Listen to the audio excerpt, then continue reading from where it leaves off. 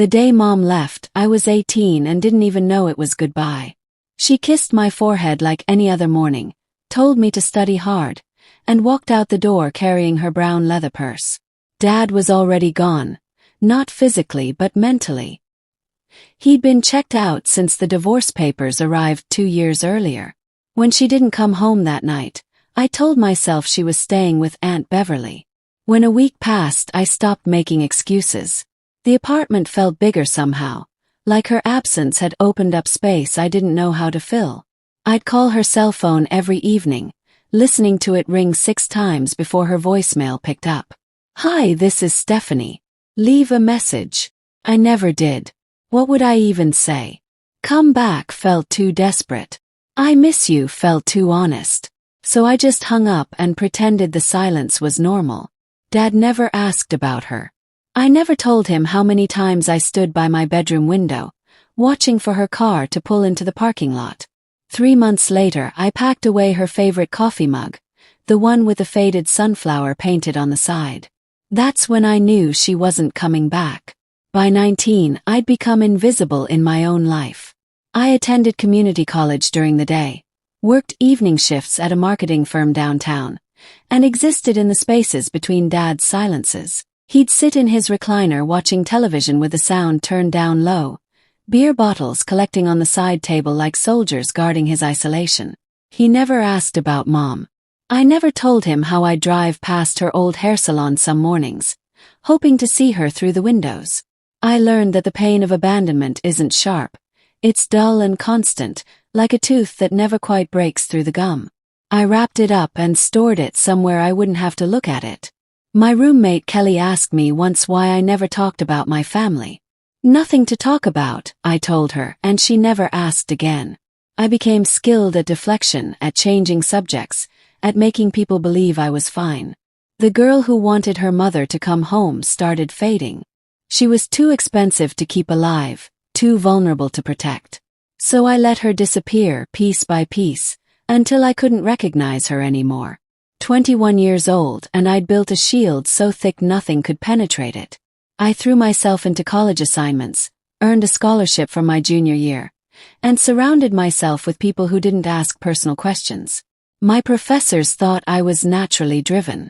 They didn't know I was running from something that lived inside my chest, something that whispered late at night when I couldn't sleep. Every achievement was a brick in the wall between me and the abandoned daughter I used to be. Dean's List. Internship offers. A promotion at the marketing firm. Each one proved I didn't need her. I dated a guy named Trevor for 6 months, but when he asked to meet my family, I ended it. "We're not compatible," I told him, which was true. He came from a normal family who had Sunday dinners together. I came from silence and empty chairs. My friend Vanessa invited me home for Thanksgiving, and I spent the entire meal watching her mother pour gravy and compliment everyone's outfits. I excused myself to the bathroom and cried for 10 minutes. That girl who needed maternal love had to die completely. She was destroying me from the inside. 10 years became a river I learned to swim in. By 28, I'd built a career in brand strategy, landed positions at respected agencies, and developed a reputation for being sharp, calculated, and impeccably professional. I didn't date seriously. I didn't have close friends who knew my history. I had colleagues who respected my work, mentors who praised my presentations, and people I managed efficiently. The wound had calcified into something harder, a foundation I could stand on without collapsing. I bought my own apartment with floor-to-ceiling windows overlooking the city.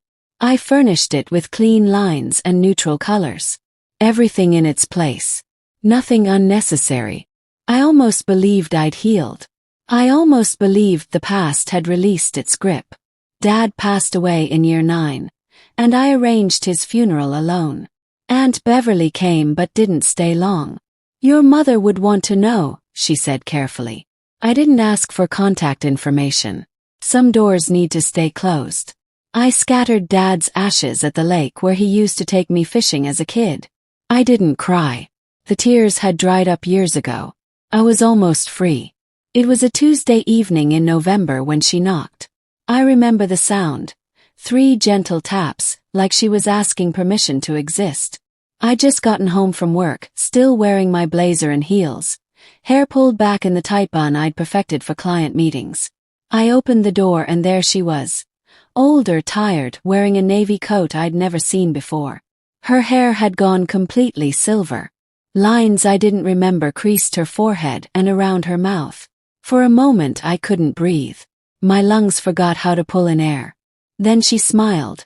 That same soft smile from my childhood. The one she'd used when I scraped my knee or had a nightmare. "Hi, sweetheart," she said, her voice catching slightly. "It's been so long." My hand tightened on the doorknob. Years. 3,650 days of silence. And she stood there acting like we'd just seen each other last month. "Mom." The word felt strange in my mouth, like speaking a foreign language I'd forgotten I knew. She shifted her weight, clutching a small purse against her chest. "Can I come in?" She came in like she was visiting an old friend, not walking back into the life she'd abandoned. "You've done so well for yourself," she said, touching the spines of books on my shelves like she was trying to remember who I was. Her fingers traced the edge of my marble coffee table. She commented on my view, my furniture, the painting I'd bought from a local artist.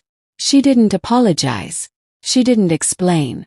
She acted as though a decade was just a gap in a story, not an entire novel written without her.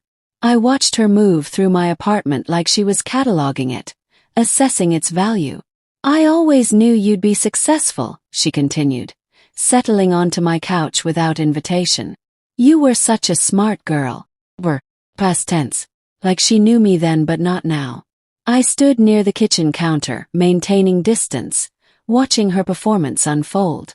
Something in her movements felt rehearsed, practiced. The way she laughed too quickly. The way her eyes darted around my space before settling on me. And I realized, standing there in my own apartment feeling like an intruder, she wasn't here because she missed me. This was something else entirely. Over tea that first night, she let things slip. Casual comments about finances being tight right now, about how hard things have been, about needing family support during difficult times. She laughed nervously when talking about money troubles, a high-pitched sound that didn't match her words.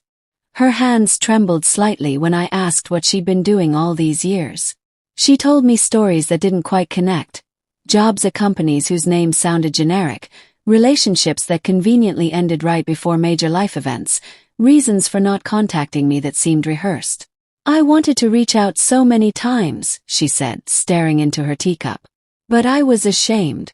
I thought you'd be better off without me dragging you down." The words sounded sincere, but something underneath them felt hollow. I'd spent 10 years learning to read people in boardrooms, detecting when clients weren't telling the full story, recognizing when someone was positioning themselves for an ask. This woman was drowning, and I was her lifeboat. Every sentence was a carefully placed buoy, leading me toward the moment she'd ask for rescue. I didn't confront her. I just nodded and poured more tea. That night, after she left with promises to stay in touch this time, I didn't sleep. I sat at my desk and opened my laptop, fingers moving across the keyboard with purpose.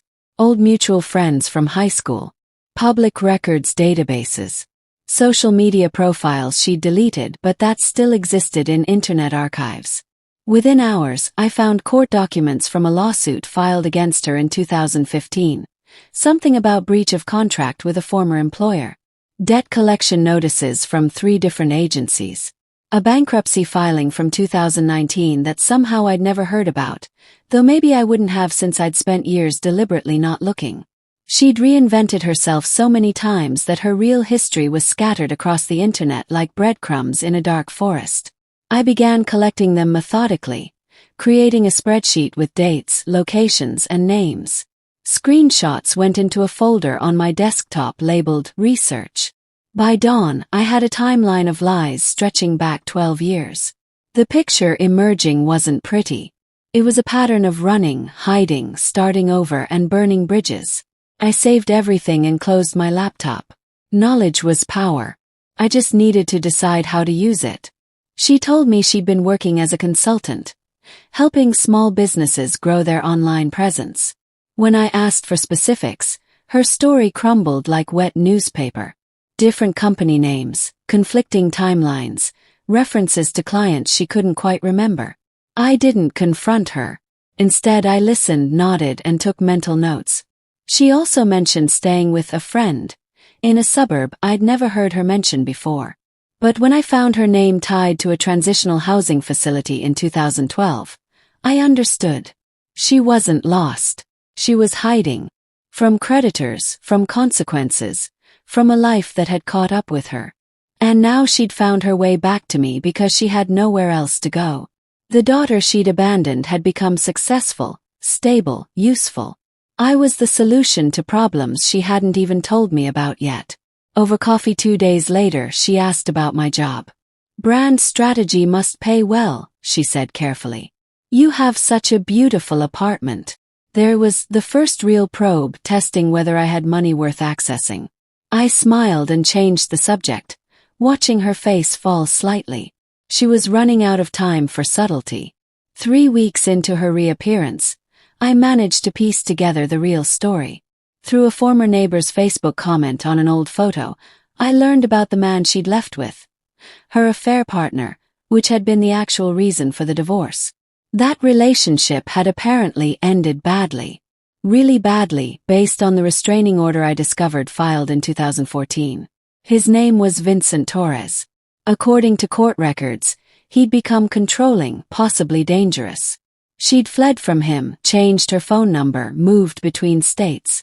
She'd been running from him and by extension from me. I was collateral damage in her escape plan. She couldn't contact me because she was hiding and I might have led him to her. Or maybe that was just another story she told herself. The knowledge hit differently than I expected. It didn't hurt like I thought it would. Instead, it clarified everything. She didn't leave because I wasn't enough. She left because she'd made choices that destroyed everything. And I was just another piece of her demolished life. The abandoned daughter inside me finally went silent. Understanding replaced the endless questions. I could work with understanding. I could plan around it. I decided to let her stay for a while. Not out of forgiveness, out of strategy. I told her she could use the guest room temporarily, just until she got back on her feet. She cried, thanking me profusely, calling me her strong girl and her angel. Every word was a brick in the wall of her manipulation. And I was the architect now. I began introducing her to my professional contacts carefully. People who would tell me things, people who might know more about her past through their own networks. My colleague Patrick mentioned his wife worked in social services. My mentor Julia knew someone at the state records office. I planted seeds of inquiry without seeming desperate for information. The game had started and I was 3 moves ahead. She settled into my guest room, arranging her few possessions on the dresser. I noticed how little she owned. 2 suitcases, some clothes, a worn photo album she kept tucked away. She was traveling light because she'd learned to run quickly. But she didn't know I was studying her patterns, learning her rhythms, watching how she moved through my space. Every evening she'd ask about my day, and I'd share carefully edited versions. She was gathering intelligence too, I realized. We were both playing the same game. The difference was that I knew we were playing. I set up a small office space in my spare closet and started a physical file. Printed documents, screenshots, timelines written in my neat handwriting. I contacted old family friends under the pretense of wanting to reconnect after Dad's death, asking them casually about Mom's disappearance, her life before the divorce, who she was with back then. People love to tell stories when you give them permission to. Aunt Beverly revealed that Mom had borrowed money from multiple family members before leaving. Small amounts from each person, enough that no single person knew about the others. My high school friend's mother remembered Mom promising to pay back a loan for emergency dental work that apparently never happened. Each conversation was another piece of the puzzle. I learned about debts she'd left behind, promises she'd broken, people she'd hurt with her disappearances and sudden reappearances. I was building a case without even knowing exactly what I was prosecuting her for yet. Maybe I just needed to understand. Maybe understanding was the only revenge I'd ever wanted. The file grew thicker. The picture grew clearer. And she had no idea I was documenting everything. To her face, I was the dutiful daughter coming around. I made her meals, introduced her to my world in careful doses, helped her with practical things like opening a new bank account and searching job listings online. I was measured, never too warm but never cold. I maintained the perfect temperature of someone who'd moved past hurt into cautious reconciliation. She relaxed into the comfort of my help, thinking she'd won back her daughter. She didn't see me watching her expressions when she thought I wasn't looking. She didn't notice how I asked the same questions different ways, checking for consistency in her answers. She thought I was naive, that the pain of abandonment would be enough to make me forgive her simply because she'd returned. She was wrong about both. I'd spent 10 years building armor. She'd spent 10 years running from consequences. We were not evenly matched. She'd comment on my success, my apartment, my career, always with this tone of surprise, like she couldn't quite believe the daughter she'd left behind had become this person. "I'm so proud of you," she'd say, and I'd smile politely, never mentioning that pride requires presence. You can't be proud of someone you abandoned. You can only be relieved they survived without you. 6 months into her stay, I'd amassed enough information to paint a complete picture, one that showed a pattern of manipulation, abandonment, financial irresponsibility, and self-preservation at any cost. But I wasn't ready to use it yet. Instead, I focused on my career. I accepted a promotion that came with a significant salary increase and a corner office. I took on high-profile clients whose names she'd recognize from news articles. I became more successful, more visible, more powerful. Every step I took built my foundation higher while simultaneously showing her what I'd become without her guidance or support. She watched with something that looked like pride, but I recognized it for what it was. Hope that her successful daughter would be her safety net, her retirement plan, her solution. She started making comments about finding her own place eventually, but never actually looked at apartment listings. She'd mentioned job interviews that somehow never resulted in offers. She was settling in, getting comfortable, believing she'd found permanent shelter. And I let her believe it because watching her false security was its own kind of justice. She thought she'd won. She had no idea the game had just begun. When I suggested she needed to find her own place and contribute to her own living expenses, her entire demeanor changed. The mask she'd been wearing for 6 months slipped completely. "After everything I've been through?" she asked, her voice sharp with indignation. "After I came back and tried to rebuild our relationship." The entitlement in that sentence crystallized everything. She wasn't grateful for my help. She wasn't changed by our time together. She was using gratitude as a tool, and when it didn't work, the manipulation shifted to guilt. "I'm your mother," she continued, standing up from the couch where we'd been having this conversation. "I gave birth to you. I raised you for 18 years. Doesn't that count for something?" I watched her perform this outrage, recognizing every tactic from my years in corporate negotiations. She was trying to establish leverage where none existed. "It counts," I said calmly. "But it doesn't entitle you to live off me indefinitely." Her face went red. "I can't believe you'd say that. After I left to protect you from Vincent. After everything I sacrificed." There it was, the truth finally surfacing. She'd spun her abandonment into sacrifice, her running into protection. She was incapable of accountability. I saw her for exactly what she was then, a person who would rewrite history to serve her needs. I confronted her, not with anger but with facts. I laid out the timeline of her disappearance, the man she'd run away with, the debts she'd left behind in 3 different states, the lies about where she'd been and what she'd been doing. I showed her the printed documents, the court filings, the debt collection notices. She went white first, then red, then seemed to collapse in on herself. She cried and screamed and blamed Vincent for controlling her, blamed Dad for not understanding her needs, blamed economic circumstances and bad luck and a series of unfortunate events. Everyone and everything but herself. When I told her I knew about the money she'd borrowed from family members before leaving, she froze. How did you even find that? She whispered, her voice barely audible. I didn't answer. I just watched as she realized I'd been investigating her the entire time she thought I was reconciling with her.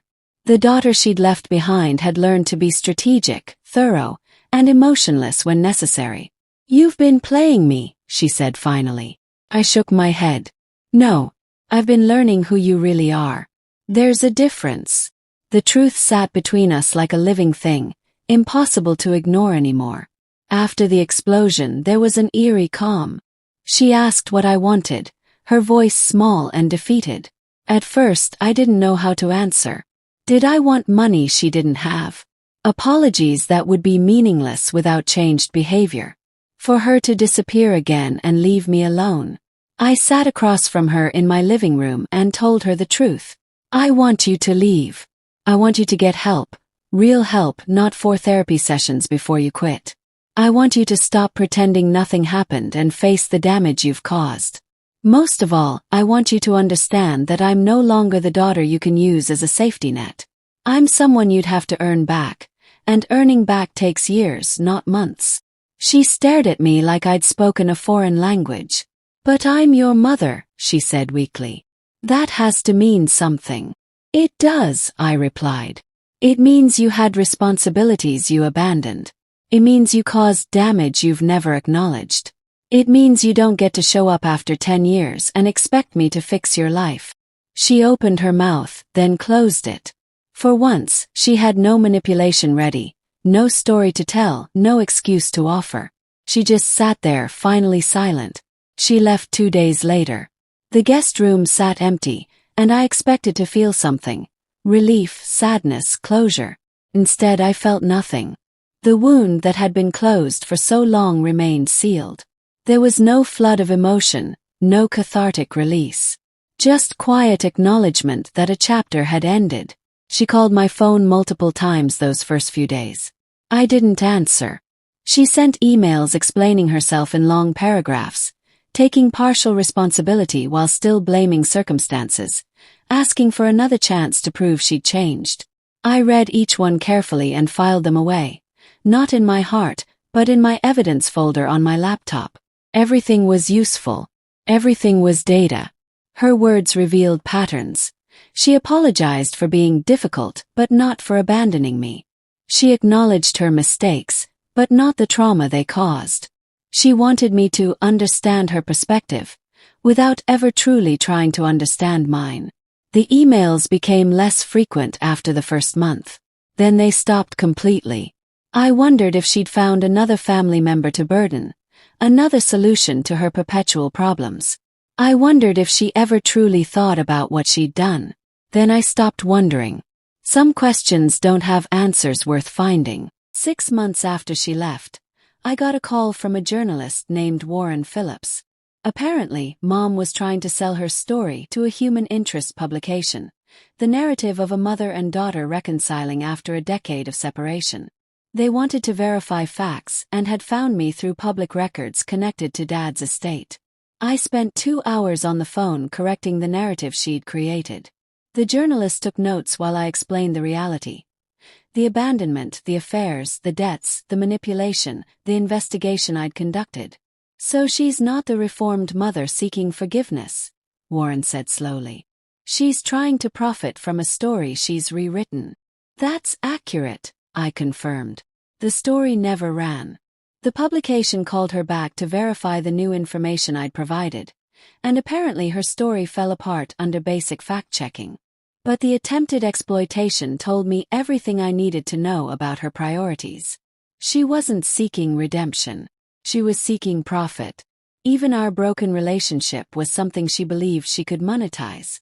I wasn't surprised. By then, I understood her completely. She would always be the victim in her own story, always deserving of sympathy, always justified in her choices. Reality would never penetrate that armor. A year after she left, she appeared at my office building. The receptionist called up nervously. "There's a woman here claiming to be your mother. She says it's urgent." I told security to escort her to the coffee shop across the street, and I'd meet her there in 30 minutes. She looked worn down when I arrived, smaller somehow, like life had compressed her. She'd been diagnosed with diabetes. Nothing life-threatening, but serious enough that she needed to manage it carefully. "I've changed," she insisted, her hands wrapped around a coffee cup. "I've been in therapy working through my issues. I understand now what I put you through." I listened politely and told her I'd consider reconnecting under specific conditions. I didn't tell her I'd already called the therapist's office she'd mentioned. The receptionist confirmed she'd attended 4 sessions total before canceling future appointments. Changed was another word in her vocabulary of lies. Another story she told herself and others. She wasn't seeking healing. She was seeking relief from consequences. As I walked back to my office, I realized something important. I didn't hate her. Hate requires caring. She'd become irrelevant to my emotional landscape. A person I knew but no longer needed. But this time something was different. I had success, stability, and options. She had nothing but needs. When she asked if I could help with medical bills, I didn't refuse outright. Instead, I set conditions. If she wanted my help, she needed to take accountability. Not apologies, but actual actions with measurable results. She needed to contact the people she'd hurt and make genuine amends, not excuses. She needed to pursue sustained therapy with proof of attendance. She needed to rebuild her life without using me as her foundation. Most importantly, she needed to accept that our relationship would never be what she claimed it was before because it had never really existed that way. She'd been my mother in title only. Real mothers don't abandon their children and return only when convenient. She listened to my conditions with growing alarm. "That's too much," she finally said. "I can't do all that." "Then I can't help you," I replied simply. She left angry, muttering about ungrateful children and cold hearts. But I wasn't cold. I was protected. There's a difference. Being cold means shutting down emotion. Being protected means acknowledging emotion and choosing not to let it control your decisions. I'd learned that distinction the hard way. Over the following months, her facade crumbled faster than expected. She did start therapy again, and apparently her new therapist encouraged her to contact the people she'd harmed as part of her healing process. Several of those people reached out to me. Old family friends, former neighbors, people she'd borrowed money from years ago. They wanted to know if the apology they'd received was genuine or another manipulation. I told them the truth. I didn't know. Her therapist's approach was sound, but whether Mom would sustain it remained uncertain. Her version of the past had been so carefully constructed over the years that when she started telling the real version in therapy, it contradicted the protective narrative she'd built. Her own truth became her enemy. She told different people different stories about why she left, why she disappeared, where she'd been. Now those stories were colliding and people were comparing notes. I didn't have to destroy her credibility. The inconsistencies she'd created over decades began imploding on their own. And Beverly called me. "Your mother told me she left to escape Vincent. But she told the Hendersons she left to find herself. Which is true?" "Maybe both," I said. "Or maybe neither." When she realized I wasn't going to be her rescue, she escalated. She called crying at midnight, sent long letters to my office, showed up unannounced at my apartment building until security stopped letting her up. She told me I was all she had left, that I was her last chance, that I owed her because she was my mother and she'd given me life. Each attempt to manipulate me was another piece of evidence that nothing fundamental had changed. She'd learned new words in therapy: accountability, healing, boundaries, but she wielded them like weapons, not tools. I remained calm, kind, but immovable. I had options. I had support systems. I had friends who knew my full story now and supported my decisions. I had a life that didn't require her validation or presence. And she finally understood that I didn't need her love or approval anymore. That was her real punishment. Not my anger, but my indifference. The daughter she'd left behind had built a full life without her, and there was no space left for her to occupy. She'd missed the years when I needed her. Now I simply didn't. The real consequence came not from me, but from her own choices catching up with her. Vincent found her somehow, I never learned exactly how, and pursued legal action over outstanding debts and property disputes from their relationship years ago.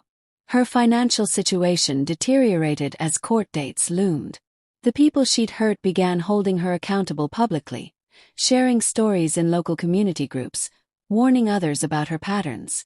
Her therapist apparently recommended she focus on herself rather than trying to reconcile with me, since our relationship was triggering her to avoid her real issues. The world didn't punish her because I exposed her. It punished her because she'd never truly changed, and reality has a way of correcting that. I watched from a distance, neither helping nor hindering.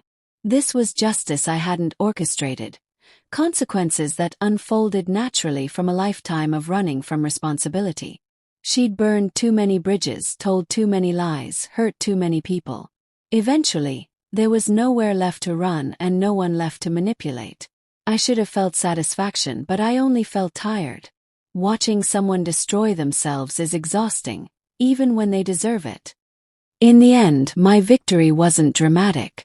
There was no grand confrontation where she finally understood what she'd done wrong, no movie scene where she begged for forgiveness and I got to deliver a devastating final speech.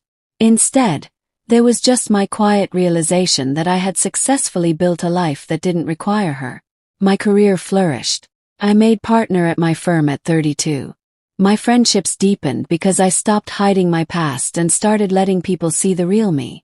My sense of self solidified because I'd stopped waiting for her to validate it. She reached out one last time 6 months ago, asking for forgiveness in an email that read like a final attempt. I didn't respond with anger or forgiveness. I simply didn't respond at all.